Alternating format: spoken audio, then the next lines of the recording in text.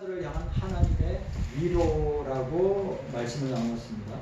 우리가 51장 1절에서 8절까지 영원한 의의 구원, 메시아를 통한 의의 구원을 우리가 함께 생각했습니다. 구원은 하나님의 절대 주권적인 하나님의 역사로 성취되었습니다. 구원은 우주적인 성격을 가지고 나타난다. 구원은 영원히 지속된다.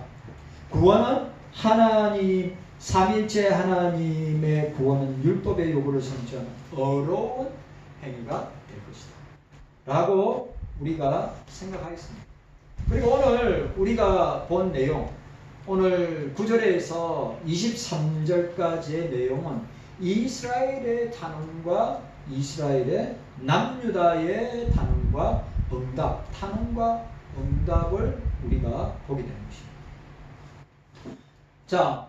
자, 오늘 보니까 이스라엘, 남유다의 영적 무지로부터 각성해야 할 존재임을 부각하고 있습니다.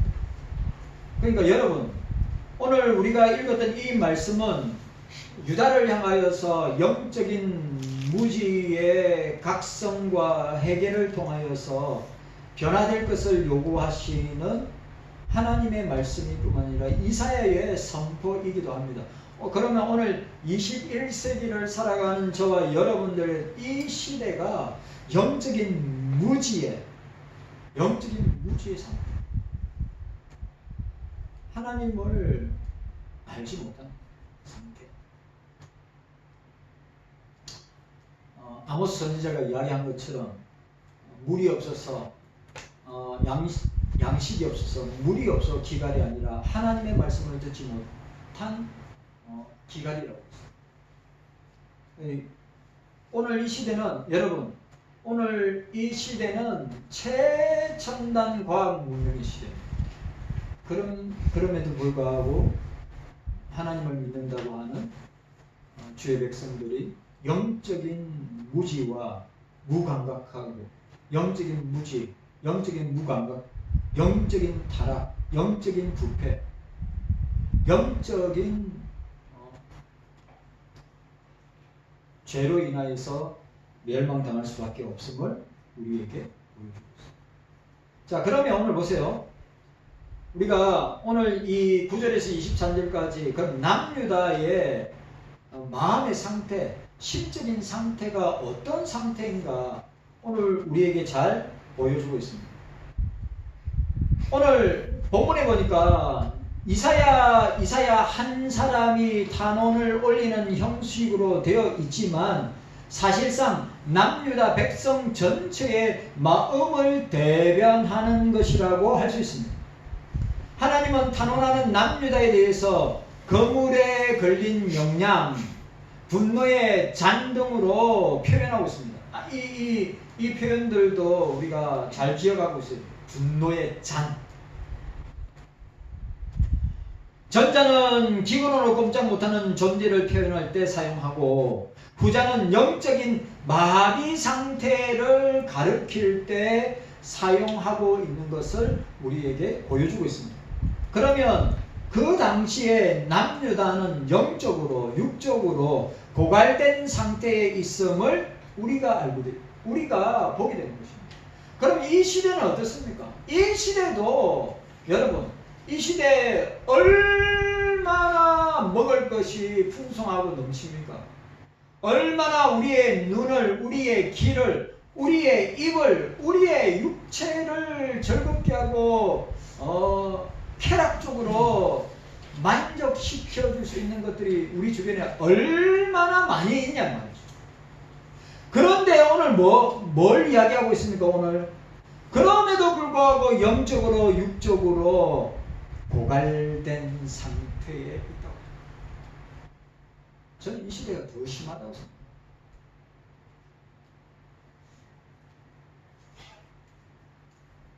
영적으로 우리의 믿음과 신앙을 지키기가 너무너무 힘든 시대임을 우리에게 말씀해 주고 있고 보여주고 있습니다. 참 힘듭니다.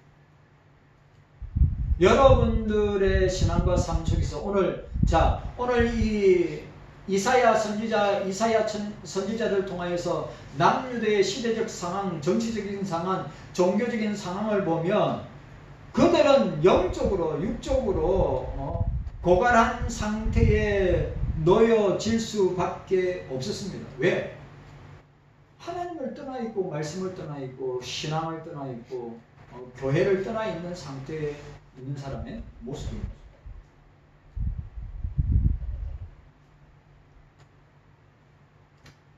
자, 40장 보세요.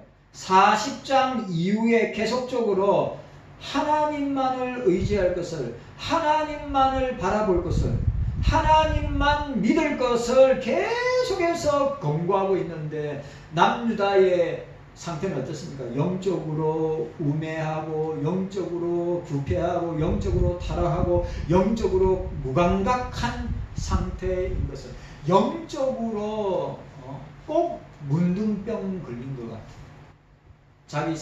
자기 살이 썩어 들어가고 자기 뼈가 녹아 들어가고 잘라졌는데도 모르는 영적인 무감각한 모습을 보게 됩니다.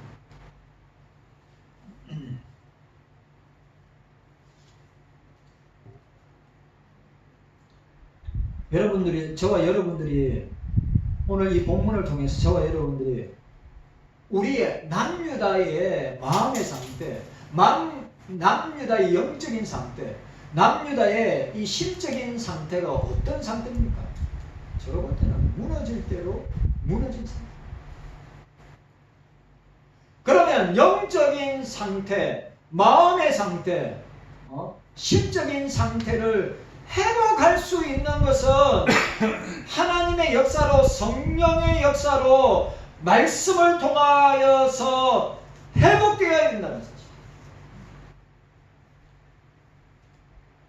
저는 이 남유다, 이사야가 활동하던 남유다의 시대적 배경보다 오늘 저와 여러분들이 살아가는 이 시대의 배경이 더 심적으로, 영적으로, 마음적으로 더 침체되고 죽어있는 영적인 상태. 회복할 수 있는 것은 주께서 회복시켜 주셔야 합니다. 말씀으로 우리를 회복시켜 주시고, 기도로 우리를 회복시켜 주시고, 예배로 우리를 회복시켜 주셔야 합니다.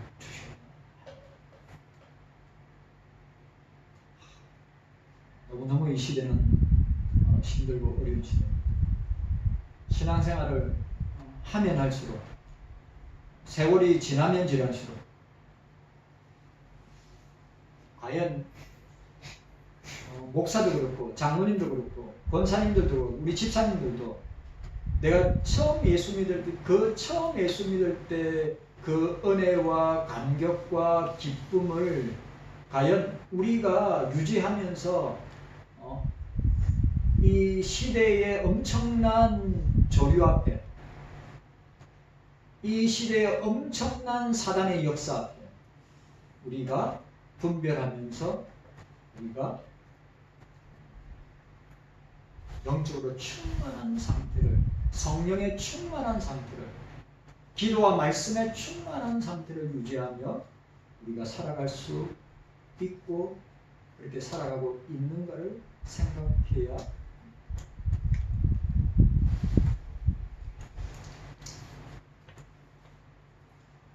이사야는 하나님만 믿어야 된다. 하나님만 의지해야 된다. 하나님만 바라봐야 된다. 이사야, 우리가 읽었듯이 이사야 40장에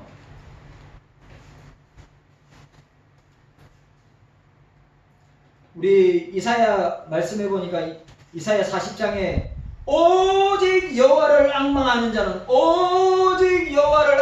자는 새 힘을 얻으리니 독수리 날개친 같이 올라감 같을 것이요 다른 박질라에도 곤비치 아니고 걸어가도 피곤치 아니하리라. 여러분, 오늘 이 시대에 저와 여러분들의 문제는 영적인 문제이고 저와 여러분들의 문제는 마음의 문제이고 저와 여러분들의 문제는 이 심적인 상태의 문제인데, 우리가 하나님이 주시는, 주님이 성령이 주시는 새 힘을 받지 않고서는 이 시대를 감당할 수 없고 이 시대를 승리할 수 없다. 자, 오직 여호와를 앙망하라. 따라합시다. 오직 여호와를 앙망하라. 여호와를 앙망하라. 오직 하나님을 믿어라. 오직 하나님을 의지하고 하나님에게 소망을 두고 하나님을 바라보고 하나님을 붙들어라. 주님을 붙들어라. 주님을 의지하라. 그럼 뭐요? 새 힘을 주실 것이다. 그럼 여러분들은 어디서 힘을 얻을래요? 여러분들은 어디서 힘을 얻을 수 있습니까? 오늘 이사야 시대에 남유다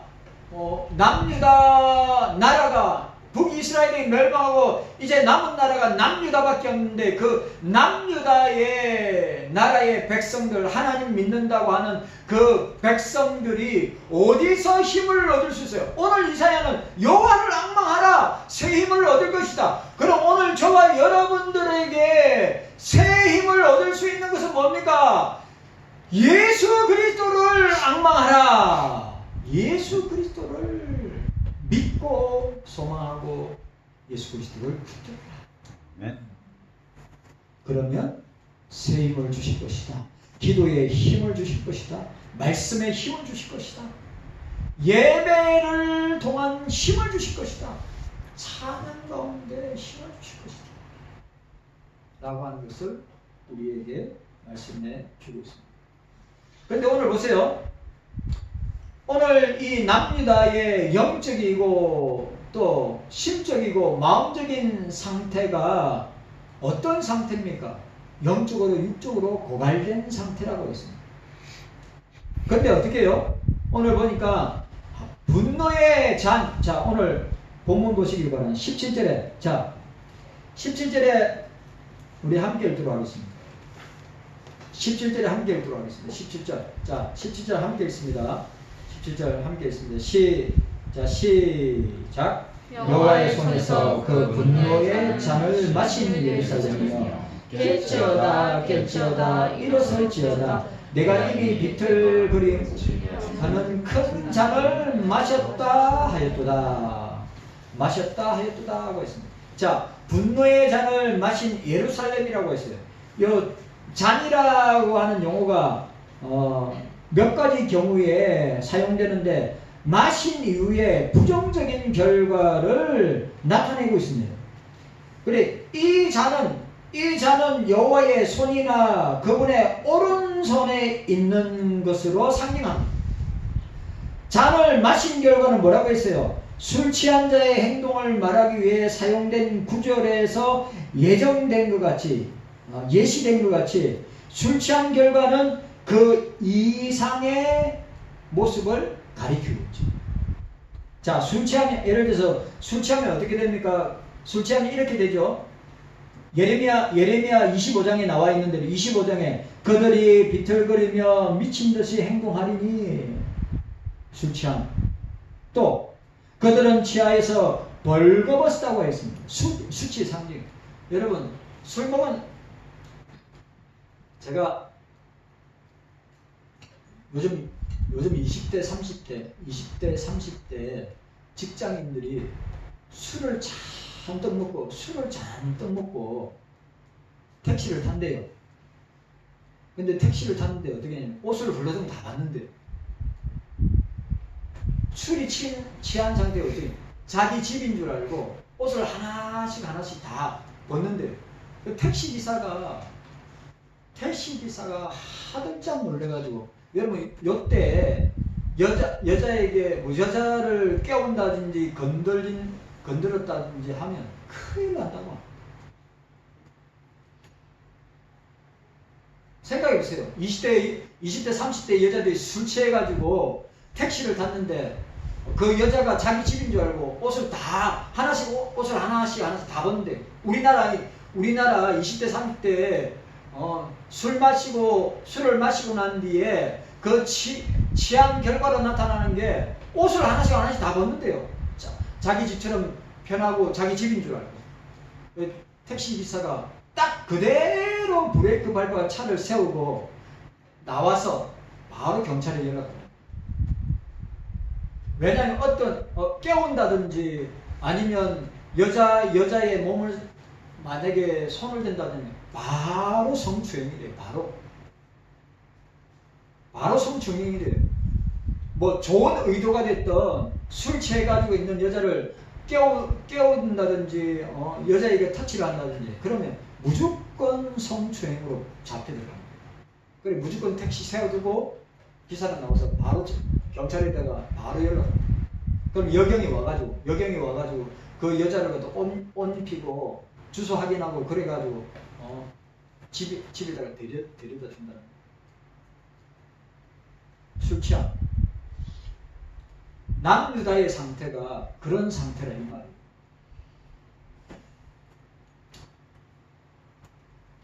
그들은 토하여 넘어져 다시는 일어나지 못한다고 했습니다.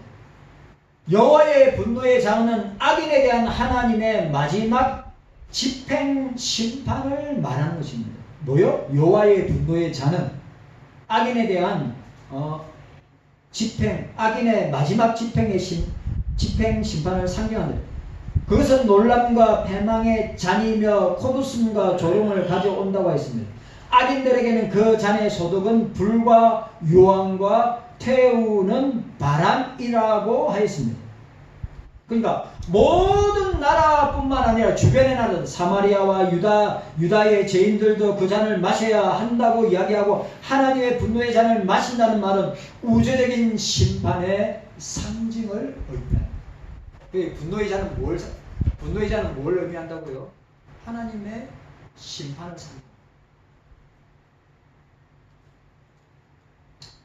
자, 바벨론 포로 생활을 하던 이스라엘의 상태를 분노의 잔을 마신 자에 빗대어 묘사했습니다. 여러분 이거 보세요. 이사야가 지금 분노의 잔을 이야기하고 있는 것은 뭡니까? 하나님의 분노의 잔, 남유다에게 하나님의 분노의 잔은 뭐죠? 멸망당해서 심판을 받아 멸망당해서 바벨론의 포로로 끌려갑니다.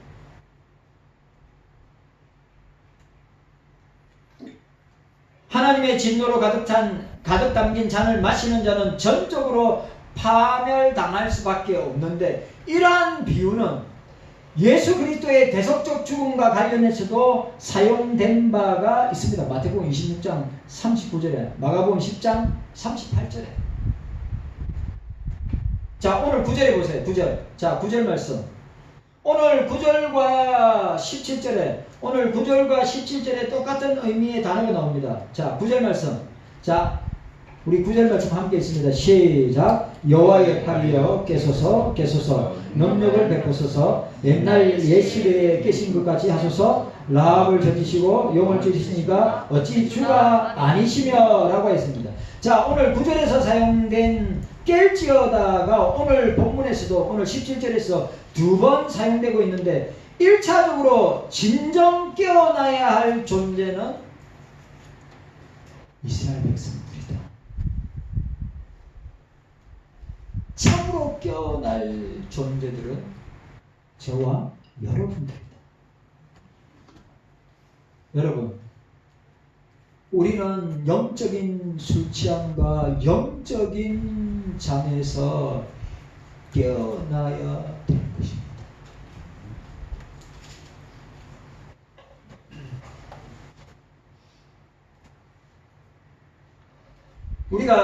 우리가 1차적으로 오늘 깰지어다 깨지 않는 자들에게 뭐예요? 하나님의 진노의 잔이 부어질 것이다.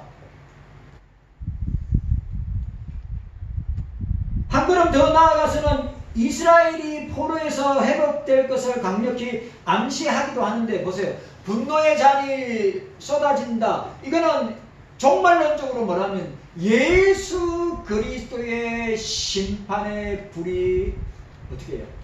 쏟아지게 될 것임을 우리에게 영적으로 시사하고 있는 것입니다. 분노의 자는 뭐죠? 분노의 자는 하나님의 심판을 보여주고 있습니다. 예수 그리스도가 심판의 잔을 쏟으시는 그날, 예수 그리스도가 재림하셔서 심판의 잔을 그 심판의 잔을 쏟으실 때 그는 불로 된 심판의 잔으로 쏟으시게 될 것이다.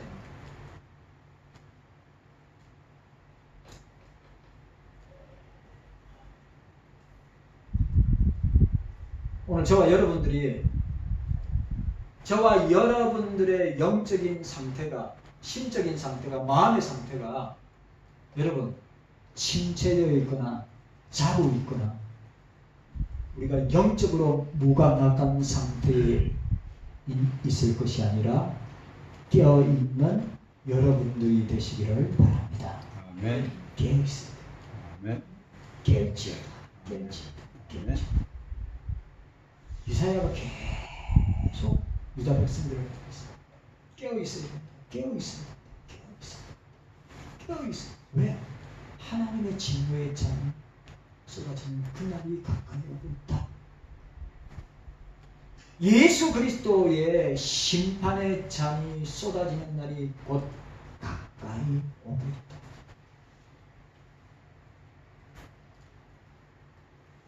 자, 오늘 두 번째로, 자, 이스라엘의 탄원의 첫 번째가 이스라엘의 심적인, 영적인, 마음의 상태에 대해서 설명했으면, 두 번째로 오늘 이스라엘의 탄원의 근거가 무엇인가? 탄원의 근거가 무엇인가?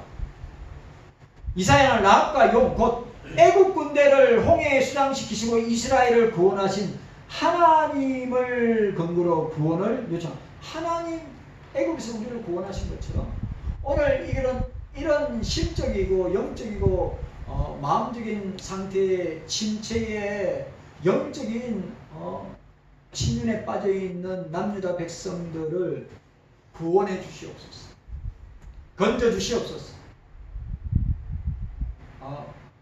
깨닫게 하셔서 깨게 하여 주시옵소서. 하나님은 과거 출애굽시대에 역사하셨던 것처럼 슬픔과 탄식 속에서 고통받는 남유다 백성을 바벨론에부터 해방시키신다는 것을 오늘 보여주고 있습니다.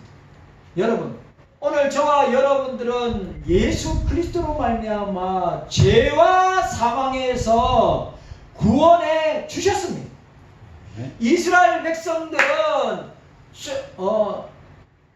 애굽에서 이집트에서 430년 동안 노예 생활을 하고 있는 가운데 그들을 어떻게 해요? 그들을 구원해 주신 것처럼 바벨론에서 70년의 포로 생활을 하고 있는 남유다 백성들은 하나님이 70년 뒤에 너희들을 구원해 주실 것이다.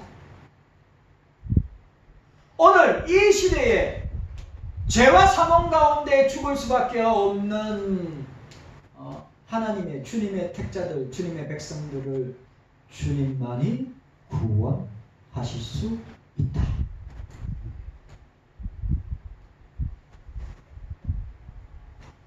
이러한 확신은 언제나 동일하게 구원을 베푸시는 하나님 능력에 대한 믿음과 신뢰를 보여주고 있는 것입니다. 자, 그러면 오늘 보세요. 이 이스라엘 남유다의 탄원의 근거가 뭐냐?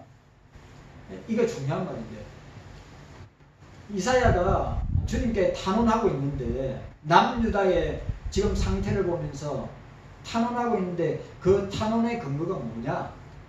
오늘 12절 말씀에 나와 있어요. 자, 12절 말씀 함께 읽도록 하겠습니다. 12절 말씀. 자, 12절 말씀 시작. 가라사대 너희를 위로하는 자는 나연을 너는 어떠한 자이기에 죽을 사람을 두려워하며 불같이 될 인자를 두려워하느냐? 사람을 두려워하느냐? 세상을 두려워하느냐? 하나님을 두려워해라. 오늘 이사야가 뭐라 탄원하는 자, 그 탄원의 근거가 뭐예요? 너희를 위로하는 자는 하나님이시다. 여러분 이거 오늘 오늘 우리가 읽은 내용 중에 읽은 본문 가운데 이사야가 이런 상황 속에 있는데 그가 누구에게 탄원을 하고 있느냐? 우리를 위로하시는 하나님께 주님께 탄원하고 있다. 그런데 오늘 이사야가 뭐라 합니까? 너는 어떠한 자에게 죽을 사람을 두려워하며 우리는 죽을 사람을 두려워하는 것이 아니라 과거에도 현재에도 미래에도 영원히 살아계시는 삼일체 하나님을 두려워해야 된다. 하나님을 두려워해야 된다. 또 풀같이 될 인자를 두려워하느냐? 풀같이 풀과 같이 들의 꽃과 같이 푸른 마르고 꽃은 떨어지는 사람을 두려워하느냐? 사람을 믿고 의지하느냐? 너의 유일한 위로자는 하나님이시다. 아멘. 라고 하는 것을 우리에게 이사야가 말씀합니다. 여러분, 저와 여러분들도 마찬가지입니다. 저와 여러분들도 이사야가 탄원하는 근거가 하나님이시란 말이죠. 하나님 주님 속히 임하셔서 내 마음에 소원과 기도와 탄원을 들으시고 응답해 주시기를 원합니다. 인간을 의지하고 인간을 믿고 인간에게 소망을 두지 말고 하나님께 소망을 두고 믿고 의지하고 붙들어야 된다. 아멘. 오늘 우리에게 말하고 있습니다. 여러분, 진정한 위로자는 오늘 저와 여러분들의 위로자요, 또 우리의 진정한 위로자와 소망이 되시는 분은 하나님밖에 없다. 우리의 유일무이한 믿음의 대상은 하나님밖에 없다. 네. 왜 쇠칠 가치도 없는 사람을 믿고 사람을 의지하고 사람 때문에 상처받고 사람 때문에 어려움을 당하고 어려움을 당하고 시험을 당하고 왜 넘어지고 자빠지느냐? 하나님을 주님을 의지하자. 그래서 제가 우리 강현우 권사님 어저께 강현우 권사님하고 전화해가지고 교육자 원래하고 2단 대책위원회 대책연구소 소장 취임식마치고 오면서 제가 생각이 나서 전화를 했어요. 지하철에서 권사님 어떻게 됐어요? 그러니까 전이된 데도 없고요. 목사님 저번에 신방 오셔가지고 방사선도 안 하고 항암도 안 하고 그냥 수술로 끝나가지고 그냥 2달이나 석 달에 정기적인 검사만 할 수 있도록 우리 그렇게 해 주실 줄로 믿고 그렇게 우리 기도합시다. 그래, 목사님 진짜 전이된 데도 없고요. 방사선도 항암 치료도 할 필요 없이 의사가 수술로 끝내고 2달이나 석 달 만에 검사만 하면 될 것 같습니다. 내가 뭐랬는 줄 압니까? 주님이 목사와 우리 성도들의 기도를 들어주시고 응답해 주신 줄로 믿습니다. 아멘. 권사님 주님만 붙드세요. 주님만 의지하세요. 보세요. 주님이 권사님을 얼마나 사랑하는지, 우리가 얼마나 부족해요. 우리가 얼마나 연약해요. 우리가 얼마나 환경이나 상황이나 사람들에 의해서 얼마나 시험 잘 되고 넘어지고 자빠질 때가 얼마나 많이 있어요. 그런데 어떻게 해요? 주님께서 참된 진정한 위로자가 되어주셔서, 그래 내가 강현 권사님입니다. 주님이 권사님, 주님이 권사님을 진짜 사랑하십니다.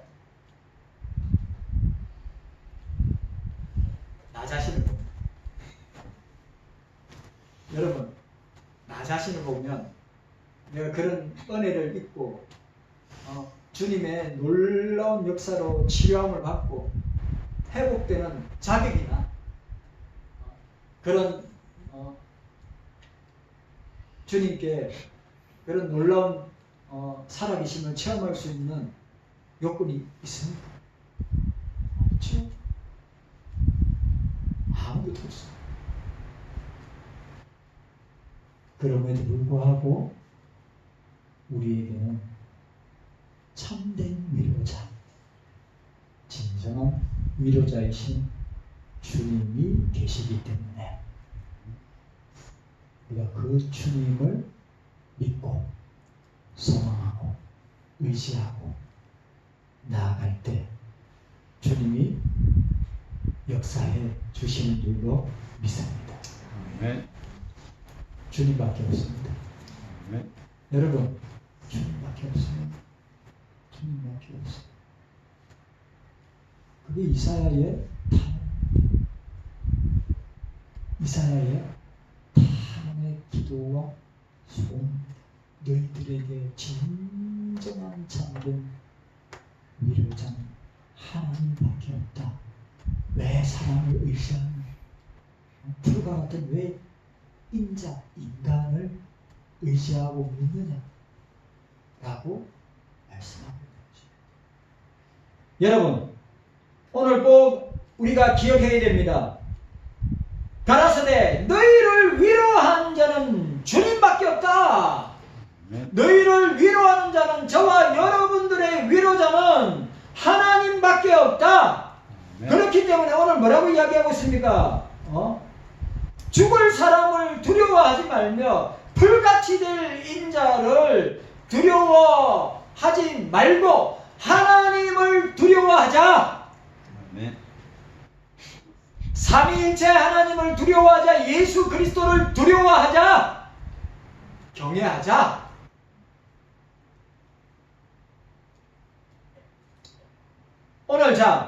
오늘 여기서 이스라엘의 심적이고 영적이고 마음의 상태를 이야기하고 난 뒤에 뭐요? 탄원의 근거가 뭐라고 이야기했습니까? 탄원의 근거는 하나님밖에 없다는 거예요. 누구한테 탄원할 거예요? 누구한테 호소할 거냔 말이죠. 누구한테 부르짖을 거냔 말이에요. 사람한테 탄원할 거요? 사람한테 호소할 겁니까? 사람한테 내 마음에 있는 것들을 갖다가 이야기할 것입니까? 주님밖에 없다. 아멘. 주님밖에 없다. 아멘. 오늘 51장에서 우리는 어떠한 상황 속에서도 오늘 우리가 51장 전체를 살펴보면서 우리는 어떠한 상황과 어떠한 문제, 어떠한 일들 가운데서도 하나님을 경외하고 하나님의 계명을 지키는 자에게 반드시 은혜와 구원을 베푸신다는 확신을 얻게 된다.